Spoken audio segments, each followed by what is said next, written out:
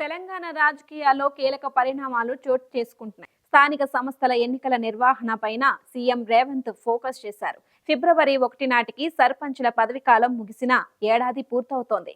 పంచాయతీల్లో ఏడాదిగా ప్రత్యేక అధికారుల పాలన కొనసాగుతోంది. దీంతో ఫిబ్రవరిలో స్థానిక ఎన్నికల నిర్వహణ పైన రేవంత్ కసరత్తు చేస్తున్నారు. బీసీ రిజర్వేషన్ల అంశం కీలకంగా మారుతోంది. దీంతో 2న తెలంగాణలో స్థానిక ఎన్నికల సమరం మొదలవుతోంది. అయితే ముహూర్తం పైన స్పష్టత కావాలి. స్థానిక సంస్థల్లో బీసీ రిజర్వేషన్ల పెంపుపై ప్రభుత్వం తర్జన భర్జన పడుతోంది. బీసీ డెడికేషన్ కమిషన్ నివేదిక కోసం ప్రభుత్వం ఎదురు చూస్తోంది. ఇప్పటికే కమిషన్ నివేదికను సిద్ధం చేసింది. తాజాగా పార్టీ సమావేశంలో ముఖ్యమంత్రి రేవంత్ త్వరలోనే స్థానిక సంస్థల ఎన్నికలు స్పష్టం చేశారు. అయితే ఫిబ్రవరిలోనే ఈ ఎన్నికలు ఉంటాయనే చర్చ మొదలైంది. కానీ సాంకేతికంగా ఉన్న సమస్యలపైన ప్రభుత్వం కసరత్తు చేస్తోంది.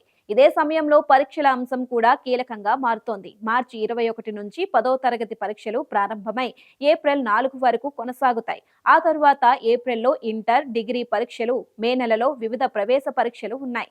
ఆ తరువాత వేసవిలో వచ్చే సహజమైన సమస్యలు ఎన్నికల నిర్వహణ ఫలితాలపైన ప్రభావం చూపే అవకాశం ఉంది. నీటి ఎద్దడి, విద్యుత్ కోతలు వంటివి ప్రతిపక్షాలకు అవకాశం మారే ఛాన్స్ ఉంటుందనే అంచనాలు ఉన్నాయి.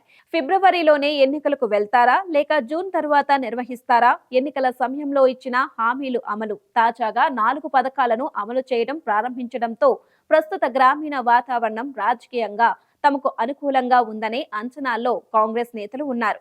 దీంతో ఎన్నికలకు సిద్ధమవుతున్నారు. ఇదే సమయంలో కాంగ్రెస్ ప్రభుత్వం పైన గ్రామీణ ప్రజల్లో వ్యతిరేకత ఉందని, వచ్చే అన్ని ఎన్నికల్లోనూ సత్తా చాటాలని బీఆర్ఎస్ ప్రయత్నిస్తోంది. దీంతో ఇప్పుడు ఎన్నికల సమరం తెలంగాణలో మరోసారి రాజకీయంగా ఉత్కంఠ పెంచుతోంది.